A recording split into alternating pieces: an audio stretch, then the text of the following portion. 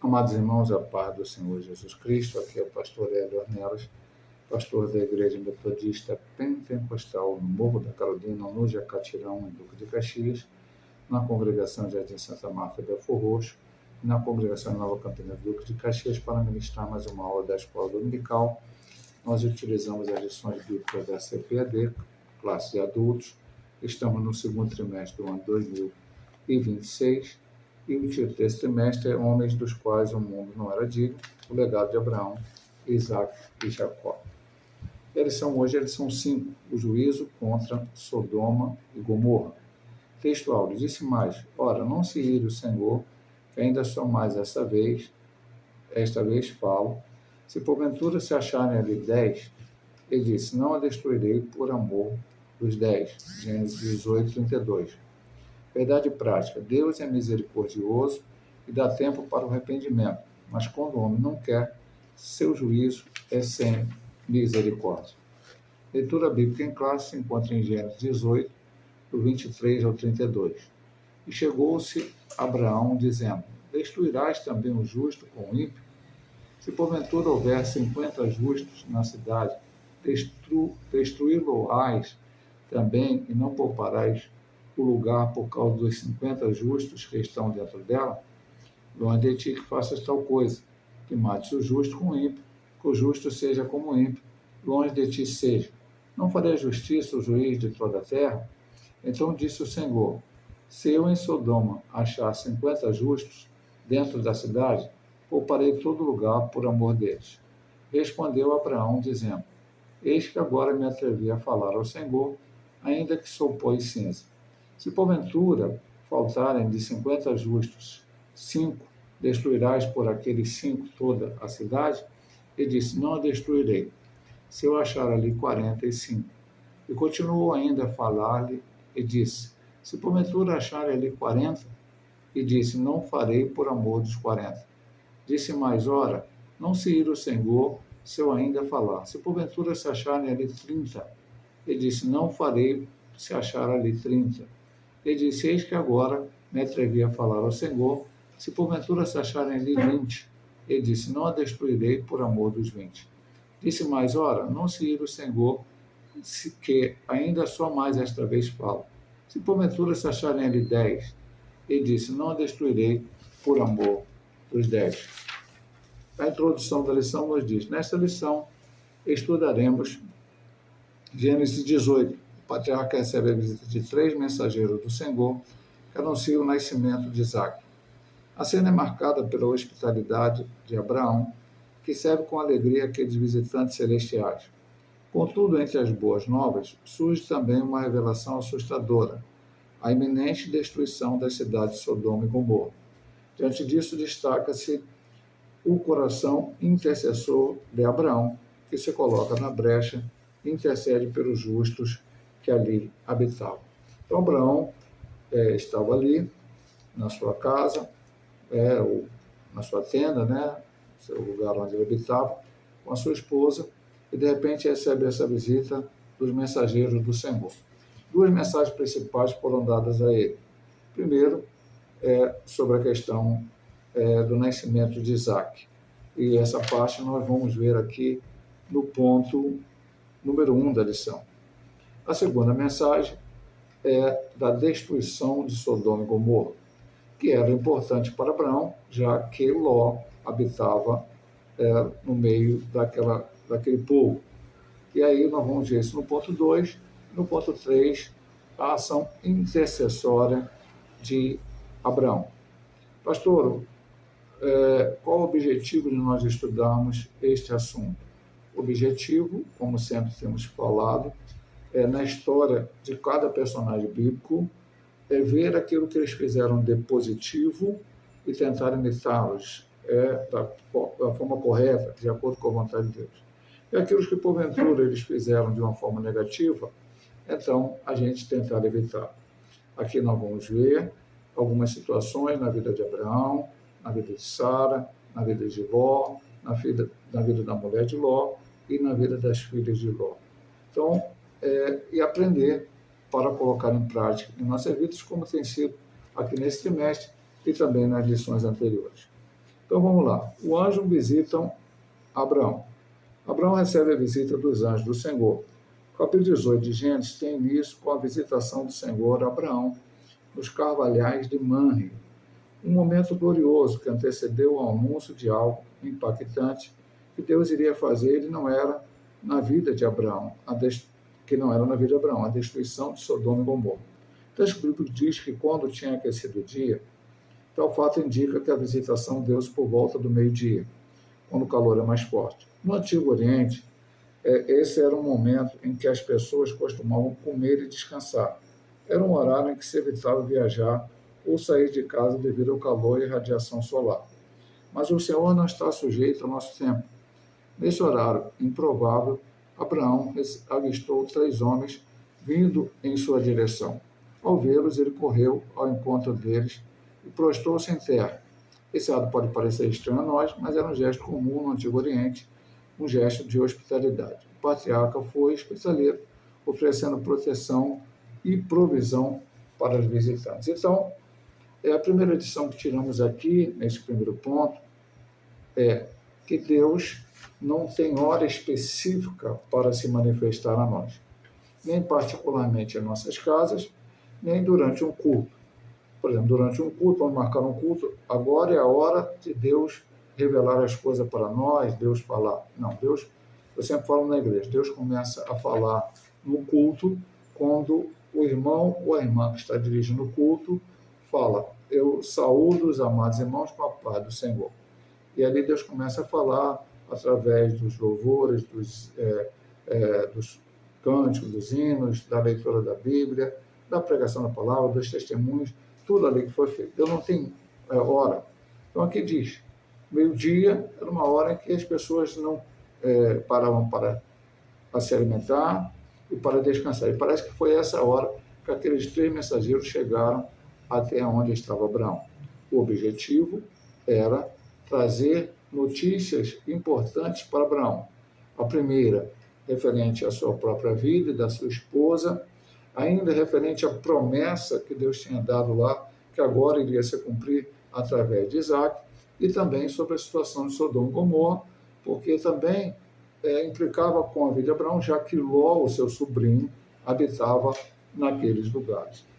Aí também ele diz aqui que quando mais uma palavra sobre isso. O Senhor não está sujeito ao nosso tempo, ao nosso clima. Deus não tem nenhuma limitação como nós temos. E aí Abraão recebeu eles. E ele se prostrou. Poxa, pastor, se prostrar, ele estava adorando? Não. Ali se prostrar era sinal de hospitalidade. Ele estava recebendo visitas na sua casa. Abraão não sabia ainda, não entendia ainda completamente, ou não sabia o assunto que ia ser tratado com ele, mas ele mostrou aqui a hospitalidade, e aí ele diz aqui no final, ele foi hospitaleiro oferecendo proteção e provisão para os visitantes, recebeu em sua lugar de moradia e ainda ofereceu para eles alimentação, até porque, como diz o próprio texto, esta é uma hora que as pessoas paravam para descansar e para se alimentar. E agora nós vamos ver na segunda subdivisão do ponto 1, a hospitalidade de Abraão. O patriarca vai até a tenda de Sara e pede que ela amasse o pão. Ele mesmo corre até o curral, escolhe uma vitela e ordena que seja preparado. Precisamos aprender com Abraão a arte da hospitalidade, algo que parece estar esquecido nos dias atuais. Ser bem recebido é muito bom, mas receber o próximo com hospitalidade é ainda muito melhor. O patriarca ofereceu o melhor aos visitantes e, enquanto estavam ali desfrutando do alimento e da hospitalidade, os homens perguntam a Abraão, onde está Sara? Naquele tempo, as mulheres não eram vistas quando homens desconhecidos, que não pertenciam à família, estavam presentes. Mas certamente eles sabiam que ela estava escutando tudo à porta da tenda. Então os visitantes falaram a Abraão, eis que Sara, tua mulher, terá um filho. Essa era a promessa mais aguardada por Abraão e Sara. Então, nós vamos para a primeira parte da hospitalidade, né? Quando ele recebe aqueles 3 homens, ele vai até a tenda onde estava Sara, pega uma vitela, uma bezerra, pede para que ela amasse pão, pede para que ela prepare toda aquela comida para poder atender aquelas pessoas. E aí ele fala sobre essa lição que ele nos dá. Por que ele fala dos dias atuais? É um tanto quanto difícil, meu irmão. Eu vou ser, assim, mas eu vou recordar coisas, né? Me lembro que quando ainda era criança, meio adolescente, meu pai recebia, às vezes, alguns amigos que vinham aqui na nossa casa para jantar, né? Ou apenas para conversar. Eu me lembro bem que a gente ainda era da igreja metodista, mas ele já era amigo do pastor Oriel, que foi o pastor, meu antecessor na metodista pentecostal, que o meu pai e minha mãe recebiam o pastor Oriel, a dona Keisma, e aí conversavam. Muitas vezes eu, como adolescente, ia lá para fora, não participava daquela conversa, mas eles estavam aqui, outras pessoas também, outros amigos. Havia essa hospitalidade e também na casa das outras pessoas. Hoje, eu não sei se é depois da pandemia, com a correria do século XXI, está mais difícil dessas coisas acontecer. A visita, eu como pastor, quase sempre estou ali visitando irmão, ou para dar ceia, ou para orar porque estão enfermos, mas é aquela visita que a gente vai, ora e vai embora. Não é aquela visita assim de amizade. É aquele falar da hospitalidade. É muito bom ser bem recebido, mas também receber o próximo com hospitalidade é muito bom. Então, o que ele ofereceu para aqueles homens? Como diz aqui no início do segundo parágrafo, o melhor que ele poderia oferecer. Então, não é o melhor que o visitante almeja, ou que outras pessoas possam almejar. É o melhor que você pode fazer. A casa pode ser muito simples, a família ser muito simples, não ter muitas coisas para oferecer, mas se ela é hospitaleira, se ela recebe a pessoa com alegria, isso é muito importante. Ele pergunta onde está Sara. Sara, como era o costume daquele tempo, chegava alguém que não é homens, né, que não eram chegados à família, não eram desconhecidos, a mulher não aparecia, o dono, no caso da casa, né? Hoje é diferente, hoje a recepção de visitante, né, é feita pelo casal, mas naquele tempo não era assim. Então, Sara ficou lá, mas eles sabiam que Sara, eles estavam vindo, e eles anunciam, então, que Sara teria um filho. Ora, se Sara teria um filho, esse filho era de Abraão, e era agora o cumprimento da promessa. Temos que voltar um pouco atrás para falar do erro cometido por Abrão e Sarai, né? O nome anterior que eles tinham. Na lição de semana passada vimos a mudança do seu nome, quando eles resolvem ajudar a Deus e Sarai dá Agar para ser esposa de Abraão, né? Ser uma concubina de Abraão, melhor dizendo, ele ter um filho com ela, e aí esse filho seria de Sara. Mas tudo deu errado, a criança nasceu, Abraão teve um filho, esse filho foi colocado o nome de Ismael, que Deus ouve, esse filho se tornou em grande nação, grandes povos, mas não era o filho da promessa, porque quando Deus fez a promessa, ele fez a promessa para Abrão e Sarai, e o filho teria que nascer de Sarai. Então, ele vai e fala que isso ia acontecer. Então, depois de mais ou menos 25 anos, quando Deus chama para ele sair do meio da terra, da parentela, e ir para uma terra que Deus lhe mostraria, e faria dele uma grande nação. E na sua descendência seriam abençoados todas as nações da terra. Agora é a promessa que vem a se cumprir. E a maior ou mais aguardada promessa para Abraão e Sara. Promessa para Abraão e Sara era aquilo que Deus prometeu, aquilo que Deus disse que ia fazer.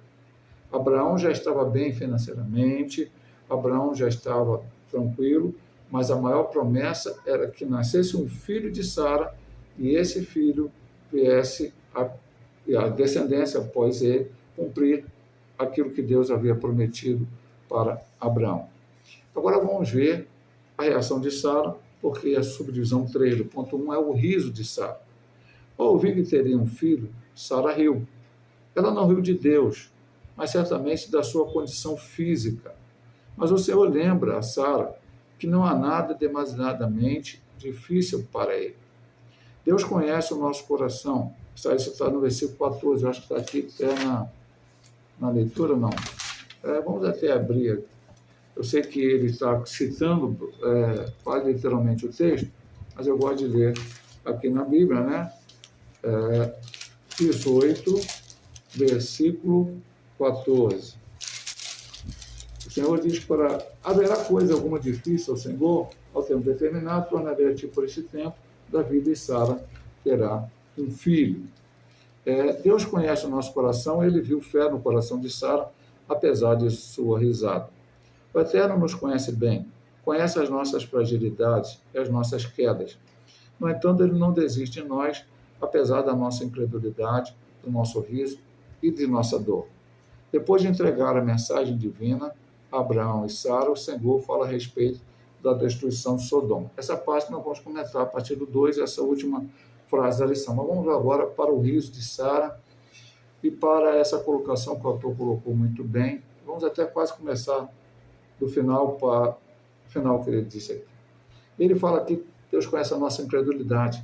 Eu me lembro do Novo Testamento, quando Jesus vai para o Monte da Transfiguração, ele leva, ou o monte onde houve a Transfiguração, Pedro, Tiago e João.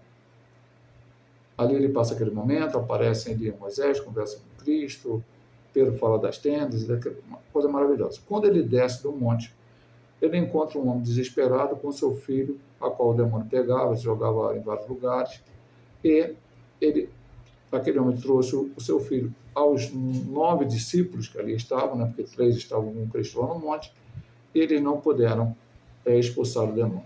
Jesus, então, ali começa uma conversa com aquele homem e pergunta se ele crê. Ele diz: Senhor, eu creio, me ajuda na minha incredulidade. Veja bem, meu amado irmão, há momento na nossa vida, e era o momento de Sara. Quando Deus prometeu a Abraão um filho, parece-nos, entende pelo texto, porque o texto vai falar isso depois, que Sara ainda era possível de ter um filho, ou seja, ela ainda menstruava. Ela só não teve o filho porque ela é estéril. Agora, temos que lembrar algumas coisas importantes. Como disse Ana no seu cântico, quando Deus lhe dá Samuel como filho. É Deus quem dá a vida, é Deus quem tira a vida, é Deus quem tem poder para isso. Então, se Ana era estéril, se Sara era estéril, se Rebeca era estéril, se outras mulheres da Bíblia ali estavam nessa posição, foi porque Deus não lhe concedeu a condição de ter filho. E em todas essas mulheres houve um milagre e elas tiveram seu filho. Então, dependiam de Deus. Mas ela olhou para a situação. E a lição que nós tiramos para a nossa vida é que eu não posso olhar para a situação. Os discípulos, quando Jesus falou para alimentar a multidão, eles olharam para a situação. Só temos 5 pães e 2 peixinhos. Eles não olharam para Jesus, que podia multiplicar aqueles pães e aqueles peixes. O que será? O que será dos 5 pães e 2 peixes para alimentar? Vão ter que comprar pão e peixe? Mas Jesus multiplicou e fez um milagre. Então, às vezes, a nossa ele chama aqui, né, ele fala, incredulidade, é o riso e a nossa dor. Nos cegam espiritualmente de entender que nós servimos a um Deus Todo-Poderoso, que Ele tem poder para fazer um milagre. Na vida de Sara Abraão, desde o início e agora especificamente, era necessário um milagre. Que só Deus poderia fazer. Só Deus poderia fazer. Ele volta um pouco, ele diz, o Senhor nos conhece bem a nossa fragilidade, mas Ele não desiste de nós. Somos falhos, meu amado irmão. Abraão, e voltamos a falar isso, Abraão demonstrou as suas fragilidades, estudamos na lição 1, aquela questão de ir para o Egito, depois mentir, levar Ló junto, uma série de situações. Vamos ver Isaac também com as suas fraquezas, embora não se mostre muito, mas o momento da vida de Isaac é que a Bíblia diz que ele amava Esaú e Rebeca amava Jacó. Não podemos fazer exceção de filhos. Jacó foi demonstrado suas falhas várias vezes. E assim por diante, a gente vai ver em cada personagem bíblico, e como eu falei na introdução, não é para olhar e criticar Abraão, não é para olhar e criticar Sarai nesse momento, ou Sara nesse momento. É para olhar e ver, puxa vida, se Deus abriu a madre de Sara, Deus pode fazer qualquer coisa. Deus é um Deus de milagre. Não era só a Sara que tinha já a esterilidade, já não menstruava mais, mas Abraão também já tinha uma idade avançada, mas Deus anuncia ali que nasceria Isaac. Ela riu, e até mentiu, né? Porque quando perguntaram aquela hora, ela disse que não, mas depois, aqui o autor acha, também concordamos com ele, que Deus viu a fé nela, nós vamos ver que a promessa se cumpriu com o nascimento de Isaac. Agora, então, o ponto termina dizendo, o Senhor fala a respeito da destruição de Sodoma, é o que nós vamos analisar agora aqui. Deus anuncia seus planos a Abraão. E aí nós vamos abrir o texto, novamente aqui, porque ele já começa na intercessão de Abraão. Mas ele já começa com Abraão intercedendo. Vamos pular essa parte aqui. O versículo 17 do capítulo 18, e disse o Senhor, ocultarei eu a Abraão que faço, visto que Abraão certamente virá a ser uma grande e poderosa nação, e dele serão benditas todas as nações da terra, porque eu tenho conhecido e que ele há de ordenar a seus filhos, a sua casa, depois dele, para que guarde o caminho do Senhor, para agirem com justiça e juízo, para que o Senhor faça vir sobre Abraão, que acerca dele tem falado. Aí o Senhor, então, fala o que ia fazer. Então, vamos lá. O anúncio da destruição. Já aprendemos que a terra entre Betel e Ai não comportava mais os pastores de Abraão e Ló. O tio e o sobrinho decidiram se separar depois de uma desavença entre seus pastores. O patriarca dá a Ló, seu sobrinho, a honra de escolher o primeiro, e este viu somente a beleza das terras férteis e decidiu estabelecer-se nos arredores de Sodoma. O que Ló não sabia era que os habitantes de Sodoma eram maus e grandes pecadores contra o Senhor. Veja bem, meu amado irmão, lá no texto de 13 de Gênesis, quando há a separação, o autor de Gênesis, né, que é Moisés, isso aqui foi por revelação, porque Moisés não vivia naquela época, o Senhor revelou todas essas coisas a ele, está escrito que eles eram maus. Pastor, a Bíblia diz que Ló sabia, quando foi morar lá, o pecado, a maneira de conduta deles, não fica claro. Mas, quando Ló vai morar lá, ele fica sabendo, ele olha, e até Pedro nos diz que ele se incomodava com isso. Mas ele está morando lá naquele lugar. Então, já um pouco adiantando, né, aqui todo o assunto, né, vamos falar um pouco aqui, depois vamos voltar, talvez repetir alguma coisa dentro desse ponto 2. Qual deve ser a atitude do crente? Primeiro, lá na situação quando estudamos naquela lição, Abraão comete o erro de levar Ló junto com ele. Quando chegam na Terra Prometida, há uma fome, eles vão para o Egito. Quando voltam, há o problema dos pastores. E aí Abraão, para não ter aquela contenda, a família, ele dá o direito de Ló escolher. Na nossa concepção de ver, qual deveria ser a ideia de Ló? Dizer para Abraão, não, eu vim com o Senhor é meu tio, o Senhor é o líder aqui desse clã, dessa família. Então, o direito de escolher é seu, escolhe, e depois eu vou para outro lugar. Não tomou essa atitude. Aproveitou a oportunidade e escolheu. E olhou sem pedir direção a Deus. Sem pedir a direção a Deus. Se ele pedisse direção a Deus, Deus, que na sua presciência sabe todas as coisas, não levaria para aquele lugar, porque nós vamos ver a seguir, estudando aqui a lição, que Ló talvez ele não foi influenciado por aquele pecado daquela turma, mas a sua família foi. E ficou uma coisa complicada na frente para ele. Segunda situação que aconteceu com Ló, quando houve a guerra entre os 5 reis contra os 4 reis, em que os 5 reis que estavam em Sodoma, Gomorra e outra cidade, perderam para os 4 reis e todo o seu povo foi levado cativo e Ló junto. Quando Abraão vem com seus 318 e derrota aqueles 5 reis e liberta Ló e todo o pessoal de Sodoma e Gomorra, aquele seria o momento, provavelmente, para Ló deixar aquele lugar. Bom, eu estava aqui, vim morar, estava tudo certo. Agora ele foi levado cativo, Deus já está mostrando para eles que eles têm que mudar de atitude, como vamos ver no ponto seguinte, mas logo continuou, voltou para o mesmo lugar, voltou para aquela mesma situação, talvez acomodado com a situação financeira, material dele ali. Então é complicado, eram grandes pecadores, como diz o final do ponto. Agora vamos ver, o pecado leva à destruição. 3:18 mostra que o Senhor revelou a Abraão o seu plano de destruir Sodoma e Gomorra. O salmista ensina que Deus revela seus planos para os fiéis. O problema é que muitas vezes não estamos dispostos a ouvir o Senhor. Salmo 25:14 é que o segredo do Senhor pertence àqueles que o temem. O pecado de Sodoma e Gomorra era imenso e o Senhor não podia mais suportar a iniquidade daquele lugar. Deus é santo e não tolera a iniquidade, embora tenha misericórdia do pecador. Então o Eterno toma a seguinte decisão: descerei agora e verei se com efeito tem praticado segundo este clamor que é vindo até mim, e se não, sabê-lo-ei. Deus entrou aqui falando de uma maneira humana, porque logicamente Deus sabia o que estava acontecendo.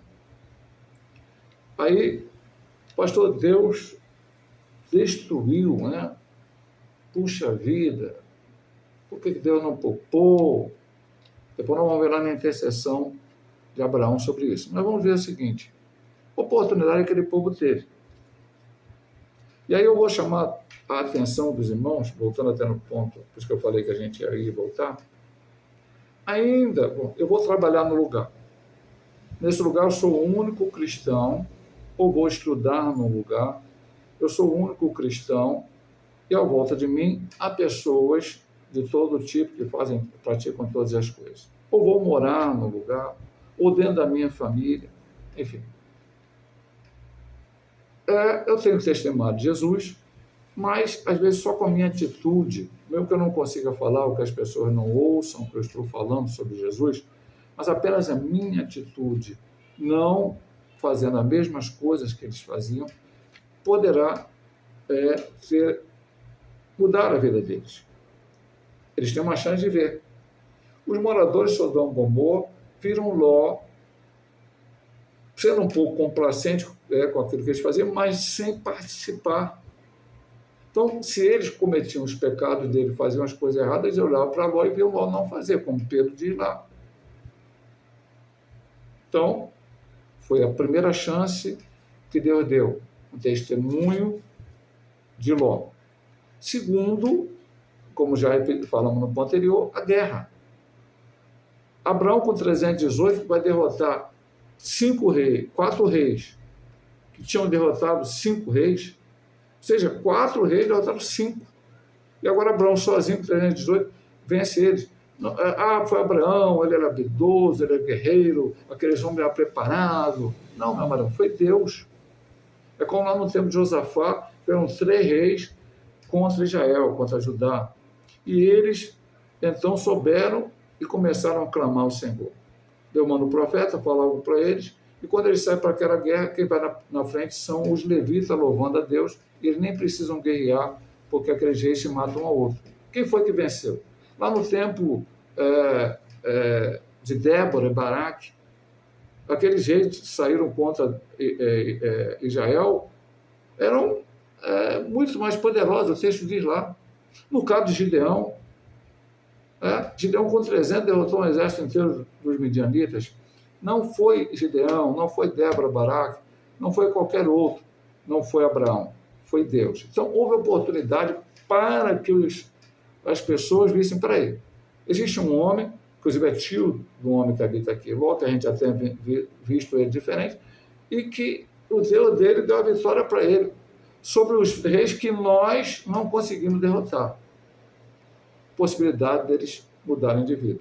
O que aconteceu? Houve a guerra, Abraão libertou todo mundo, nem quis receber nada do rei de Sodoma, e voltam eles para as suas cidades, libertos por uma ação do Senhor através de Abraão, e continuam com as mesmas práticas. É complicado, meu amado irmão. O pecado leva à destruição. Aí nós vamos ver a intercessão e nós vamos ver algumas coisas que falam aqui sobre Deus. Porque lá no outro ponto é a destruição. A decisão já estava tomada, mas Deus revela a seu servo o juízo que estava por vir, como eu li lá, o Senhor dizendo que revelaria a Abraão, que Abraão seria uma grande nação, seria pai de nações, tudo isso. Diante do que o Senhor faria, Abraão coloca-se na posição de um intercessor. Ele suplica o favor do Senhor pelos habitantes da cidade, que eram justos e que seriam destruídos juntamente com os ímpios. Abraão roga a Deus para que ele tenha misericórdia e poupe os justos nas cidades. Então, a atitude revela o coração justo e bom do patriarca. Ele foi um intercessor, pediu compaixão, misericórdia e a graça de Deus em favor dos inocentes. A iniquidade das cidades de Sodoma e Gomorra eram tão grandes que deu origem ao termo sodomita, uma referência aos moradores da cidade de Sodoma. O Senhor enviou 2 anjos até a cidade de Sodoma e lá encontra-os, convida-os a passar a noite em sua casa, porém os homens de Sodoma eram tão perversos e promíscuos que cercaram a casa exigindo que os visitantes fossem levados para fora. Ló não consente com tal coisa e oferece as suas filhas com a intenção de proteger os visitantes. Então os mensageiros de Deus ferem de seguir aqueles homens ímpios de Sodoma. Ló aproveita a situação e foge com sua mulher e suas filhas. Deus aguarda a saída de Ló e sua família e destrói Sodoma e Gomorra com uma chuva de enxofre e fogo. Essas cidades tornaram-se símbolo de advertência divina contra a maldade. É isso mesmo, pastor? Vamos lá. Eu não tenho lido muito texto aqui por causa de uma questão de horário, mas vamos aqui ler hoje.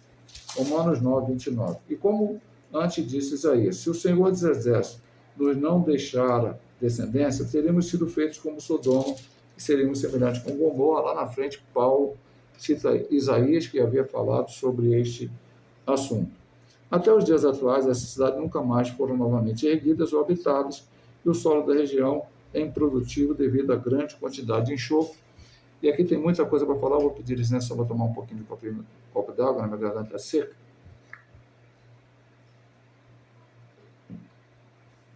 Então, vamos lá. Abraão intercedeu por quem? Intercedeu para a possibilidade de haver justiça. A decisão estava tomada. Deus disse, vou destruir Sodoma e Gomorra. Vou destruir. Pastor, é igual a Nínive? Não. Deus mandou Jonas pregar em Nínive e falou, daqui a 40 dias, se o povo não se arrepender. O povo se arrependeu, Deus não destruiu Nínive. Ok? No dia do dilúvio, foram Noé construindo a casa, se não me engano, a arca, né? Durante 120 anos. Cada martelada, cada pá, era uma pregação. Porque o pessoal deve perguntar, porque Deus vai destruir com o dilúvio. Eles não acreditaram. E não entraram na arca, ele foi só salvo Noé, sua esposa, seus filhos e as suas noras. Então, Abraão se coloca na posição do intercessor. Lição para nós. Estamos na posição, qual a posição que nós estamos aqui nesse mundo? Tem que ser de intercessor. Você pode, por exemplo, não vou falar de política aqui, não acho prudente falar aqui, nem colocar. Mas não concordamos com muitas coisas do governo atual do Brasil e até de outros órgãos aí da justiça.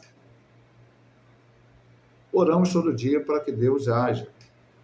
Não que destrua, não que mate, mas que salve essas pessoas, liberte essas pessoas, para que eles mudem a sua atitude.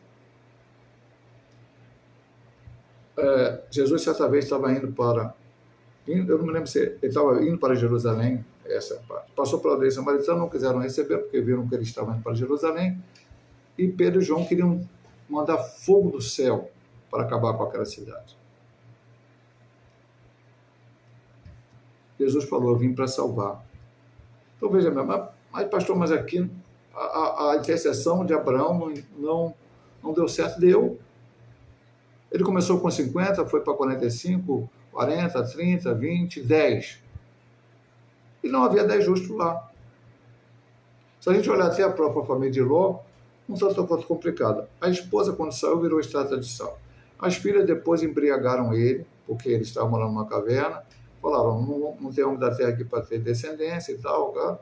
Então, embriagaram o pai e tiveram relações sexuais com ele, e as duas engravidaram do seu próprio pai e criaram duas nações, Moabitas e Amonitas, a qual depois trouxeram muitos problemas até para o próprio Israel, nações ímpias pecadoras. E o Ló, que se deixou embebedar. Veja que era complicado. Então não havia, Deus foi lá para destruir. Como é que Deus fez? Os anjos foram lá para avisar Ló para sair. Então, parte até da intercessão, Deus podia destruir com Ló lá dentro. Mas foi lá para mandar Ló sair. Ló não entendeu que era anjo, como diz lá, não me lembro qual é o... Não sei se é Judas, se não me engano, que fala que houve homens que receberam anjos, hebreus, receberam anjos sem saber que eram anjos. Hebreus, acho que 13, 2. Ló recebeu aqueles dois, foram 3 para lá com Abraão, mas lá para Sodoma e Gomorra foram 2. E sabiam que eram de Deus. Recebeu suas casas, deu comida para eles. Os homens de Sodoma e Gomorra, qual a prática maior que eles cometiam? É a prática do homossexualismo masculino. Pelo menos só deixa entender que era este. Quiseram que ele colocasse os 2 homens para fora, porque também não entendiam que eram anjos, e que ali eles teriam relações sexuais, porque queremos os conhecer. Conhecer não é dar bom dia, dar boa tarde. Se for lá para a Gênesis, e Adão conheceu Eva e tal, tiveram filho. Então, os anjos colocam cegueira, eles não conseguem achar a porta. Aliás, primeiro Ló oferece as duas filhas, mas os homens começam a querer arrumar a porta, os anjos ferem cegueira. E aqui o autor diz que, nesse momento, Ló aproveitou para ir embora. Não é tanto quanto assim, porque, na verdade, se fazer o texto, eu vejo que Ló demorou, e os anjos tiveram que quase que empurrar ele e a sua família para fora. Ele pede para ficar numa cidade, e aí essa cidade não foi destruída, mas depois ele fica com medo e ele vai para uma caverna. A sua esposa olha para trás e vira um estado de sal, e já falei o que aconteceu lá na caverna com as suas filhas. Veja bem, até hoje, o pecado a qual esses homens cometiam, ou um dos pecados, né, vamos dizer assim, é chamado sodomia. Então, ficaram marcados. Foi lido aqui, Romano, poderia ler Judas, podia ler Isaías, lá em Deuteronômio, é falado sobre Sodoma e Gomorra. Às vezes, você perguntar hoje para uma pessoa não cristã, ele sabe disso. Aqui diz que ele nunca mais foi habitado, nunca mais foi construído, e o lugar onde está... alguns historiadores acham que é onde hoje é o Mar Vermelho, que existe Israel, o Mar Morto, Mar Vermelho não, Mar Morto, a qual lá tem uma salinidade tão grande que as pessoas até flutuam naquele lugar. Agora vamos para a destruição em si. Até aqui houve, embora a gente já comentou um pouco, a intercessão de Abraão. Ponto 3 para sobre a destruição. Deus é fogo consumidor. Tem muita gente que não gosta de ouvir esta palavra. Depois da destruição da humanidade na época de Noé, por causa da corrupção geral do ser humano, a destruição de Sodoma e Gomorra, nas campinas do Jordão, foi o fato mais marcante e tornou-se referência e alerta da parte de Deus para toda a humanidade. Não podemos nos esquecer que o Eterno é amor, mas também é justiça. Ele é fogo consumidor, pelo que, tendo recebido um reino que não pode ser abalado, retenhamos a graça pela qual sirvamos a Deus agradavelmente, com reverência e piedade, porque o nosso Deus é um fogo consumidor. Então, vamos lá, meu amado irmão. No Antigo Testamento era um pouco diferente do que é hoje. Então, houve muitos momentos, como ele fala, a destruição no tempo de Noé, Sodoma e Gomorra. Vimos algumas outras pessoas, em algumas situações, sendo fulminadas por causa de seus erros. Ainda se esperava a parte mais importante, que era o Messias, o Salvador, vir a esta terra. Jesus veio, a graça foi manifestada. Hoje, o Senhor vai destruir alguém? Não. mas a graça de Deus já se manifestava. Quando eu ler João 3,16, Deus amou muito a maneira que deu seu Filho unigênito para que todo aquele que crê não pereça, mas tenha vida eterna, mas lá na frente ele vai falar que as pessoas serão condenadas porque não querem a luz. Cristo veio a essa terra e os discípulos começaram a pregar a palavra. Essa palavra chegou a todos os continentes, povos, tribos, nações, e chegou até o século XXI e continua sendo pregada. E qual é o seu limite, pastor? Primeiro, o grande limite será a grande tribulação, então o arrebatamento da igreja. Ainda haverá salvação, pessoas que não forem arrebatadas com a igreja na grande tribulação? Sim. Aqueles que não receberem a marca da besta. Mas será muito mais difícil, porque o Espírito Santo não estará aqui convencendo o pecado, da justiça e do juízo. E depois no milênio haverá o trono branco. E aí, sim, não será destruição. É interessante, meu irmão, que lá no Antigo Testamento foi destruição. Fogo, o pessoal morreu. Pastor, e aquelas pessoas, então, seu corpo foi aniquilado, acabou tudo? Não. Aquelas pessoas como eu e você têm uma alma. E essas pessoas estão lá no lugar onde você vai encontrar o rico, na história do rico Lázaro, aguardando o final do milênio, o juízo do trono branco, onde haverá a segunda ressurreição, e vão para o lago de fogo e enxofre, que não é aniquilação, é sofrimento eterno sem a presença de Deus.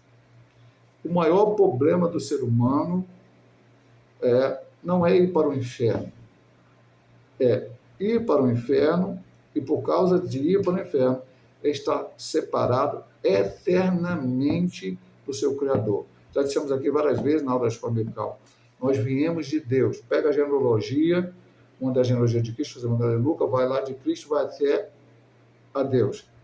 Adão e Adão de Deus.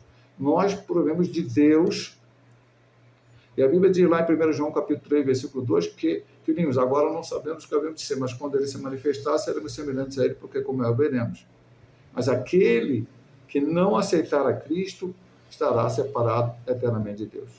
Esse é um alerta para cada um de nós. Alerta, se você que for ver esse vídeo é cristão, nunca deixe a presença do Senhor. Se você que for ver esse vídeo um dia, você não for cristão, aceite a Cristo o mais rápido possível na sua vida. Agora vamos aqui para uma catástrofe sem igual. Não sabemos quantas pessoas habitavam em Sodoma e Gomorra, provavelmente havia um número elevado de habitantes. Mas a exemplo do que ocorreu no dilúvio, quando somente Noé e sua família, 8 pessoas sobreviveram à destruição, também poucas pessoas foram salvas. Ló, sua esposa e suas 2 filhas. Os genros de Ló zombaram dele quando os advertiu. Então, naquele íntere lá, em que os homens foram, os anjos cegaram os homens, Ló procurou os seus genros, suas filhas procuraram os seus genros, e foi dito a ele, olha, esses homens são anjos, vieram aqui e vão destruir, Sodoma e Gomorra serão destruídas, e as cidades também ao redor, por causa do pecado. Eles zombaram, riram, não acreditaram. Como muita gente deve ter zombado de Noé, na época da arca. E como muita gente hoje zomba. Domingo a igreja, a sede foi fazer um evangelismo e se dividiu em pessoas, 2 para uma rua, 2 para outra, 2 para outra. Eu e minha esposa descemos a rua Castelo Branco, resolvemos virar na outra rua lá, que agora esqueci o nome. Fomos dar uma volta e voltamos pela Oficina da Fonseca, pegamos a Laura Aragão, tudo ali perto da igreja.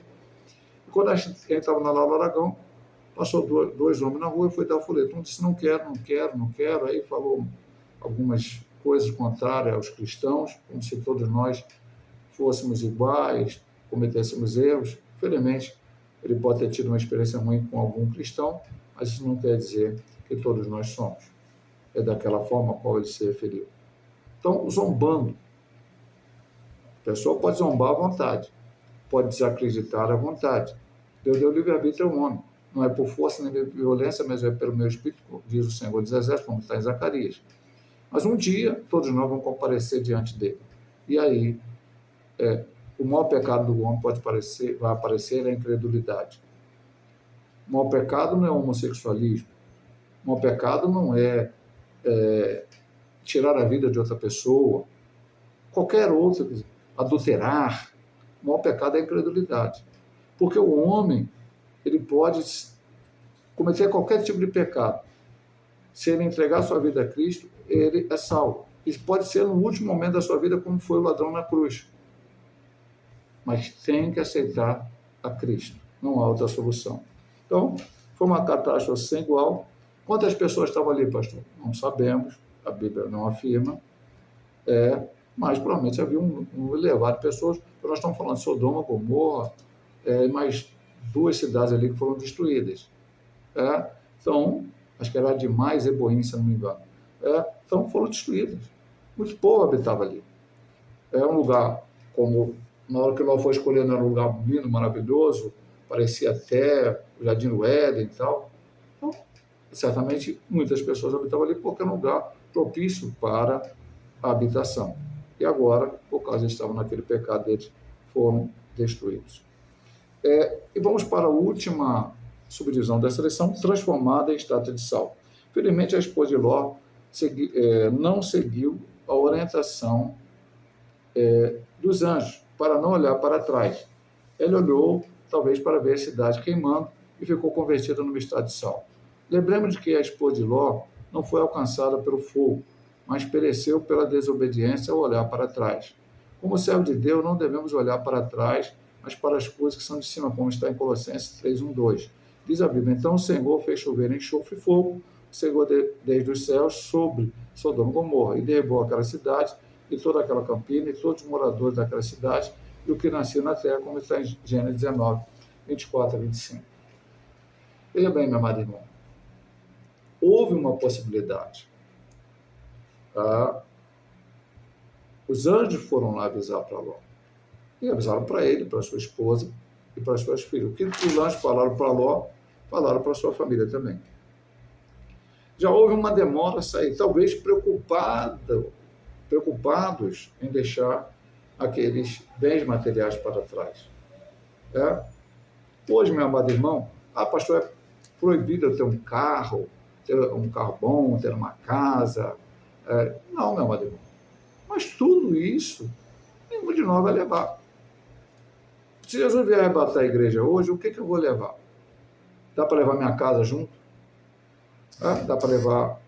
Eu não tenho carro, eu especificamente, mas quem tem... Não, qualquer bem material. Uma conta bancária alta. Não vou levar nada. Se eu morrer hoje, eu não levo nada. Então, Ló e a sua família não poderiam ficar presos aos bens materiais. Saíram. Foram lá, como já falei, queriam privacidade, Deus falou que não destruir, depois ficou com medo, foi para uma caverna, e a mulher olhou para trás. Por que ela olhou? O autor diz assim, talvez querendo ver a cidade queimando, não sabemos. Qualquer coisa seria especulação.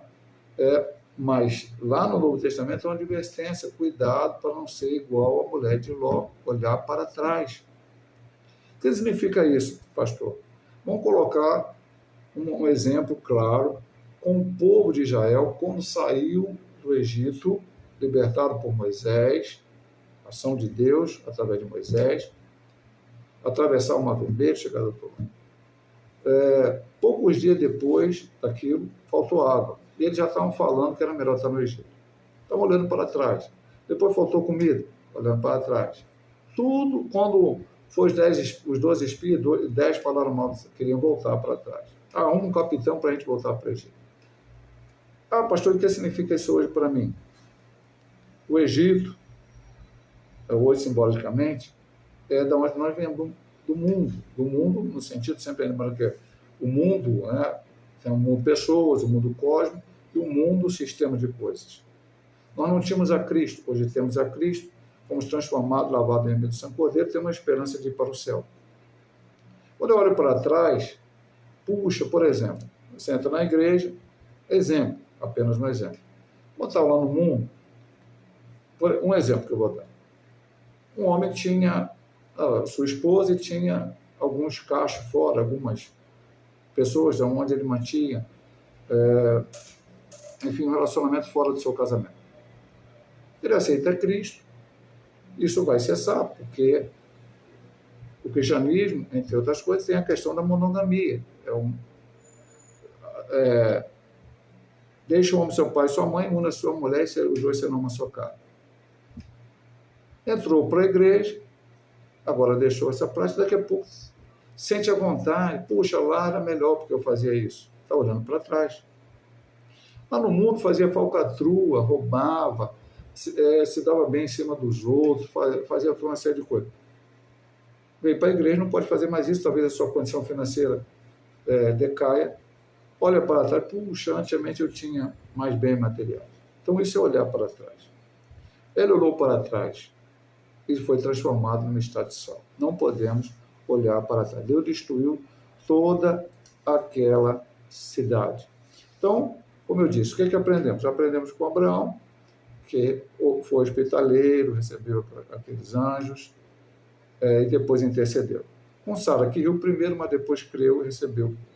Com Ló, que escolheu o lugar errado, não só nessa lição, depois teve uma oportunidade de sair, não saiu, e agora, mas foi também hospitaleiro, recebeu aqueles homens e acabou saindo e indo, embora também tenha cometido os erros. E com a mulher de Ló, que olhou para trás, e com as filhas dele, que embebedaram ele, enfim, aprendemos a não fazer. A coisa que aprendemos para fazer, para repetir, para ser igual, e outras para que a gente nunca tome essas decisões erradas. Finalizando a conclusão. Finalizamos esta lição enfatizando que Deus é bom e sua benignidade dura para sempre, como está no Salmo 136, versículo 1. Mas sua longanimidade tem limite. As cidades de Sodoma e Gomorra viviam na prática do pecado. E o Senhor deu tempo para que se arrependessem, mas não ouviram a Deus e nem a Ló. Quando o ser humano perde o temor e para de ouvir o Criador, o juízo divino não tarda. Que jamais venhamos nos esquecer do amor e da severidade do Eterno. Hoje há quem pregue que Deus vai salvar todas as pessoas. Universalismo. Até quem que se diga cristão, que acha que no último momento Deus vai até perdoar Satanás. Não, meu amado irmão. Isso não está na Bíblia, não é Bíblia. E isso não diminui o amor de Deus. Porque a Bíblia não diz apenas que Deus é amor, mas como já deu, fogo consumidor. Deus é alguém que não age no impulso. Deus já, da sua presença, sabe todas as coisas que vão acontecer. Deus dá a oportunidade ao homem. Leia 2 Pedro, capítulo 3, fala sobre a volta do Senhor. Ele não está da sua vida, mas alongando, querendo que mais pessoas se salvem. Então, cabe ao homem entender isso e se arrepender dos seus pecados. Com a ajuda do Espírito Santo. Arrependendo dos seus pecados, tem a salvação, a vida eterna, não vai perecer, e é isso a qual nós, como cristãos, temos que colocar em prática a nossa vida, não desviar, não largar o caminho do Senhor, viver em obediência à sua palavra, e segundo, pregar isso. A nossa pregação tem que ser que Jesus salva, cura, liberta, batiza com o Espírito Santo e brevemente voltará para arrebatar a sua igreja. Tem que ficar claro ao mundo. Hoje, muitas vezes, você não ouve mais. Antigamente, você ouvia. Todas as igrejas pregaram. Se não aceitar Jesus, você vai para o inferno. Hoje já tem gente na internet questionando que isso não é assim, que não sei o que lá. É verdade, meu amado irmão. Pastor, eu vou para o inferno assim que eu morro? Não. Você vai para o lugar intermediário. O inferno definitivo é o lago de fogo e enxofre, que aqueles que não aceitaram a Cristo. Nós estamos falando para os que não aceitaram. Que será, como já disse aqui hoje, ao final do milênio, quando haverá o juízo do trono branco. Mas a oportunidade para me arrepender é enquanto eu estou em vida. Então, eu preciso pregar, preciso falar do amor de Deus para aqueles que estão desviados e para aqueles que ainda não aceitaram. É onde eu tenho que falar, pastor? Primeiro na minha casa, para a minha família, na minha rua, no meu bairro, na minha cidade, no meu país, e se Deus me chamar, também com missões transculturais. Que Deus possa abençoar os amados irmãos através desse estudo. Se Deus assim nos permitir, semana que vem estaremos com o estudo da lição 6, o nascimento de Isaac. Deus abençoe a todos, em nome de Jesus.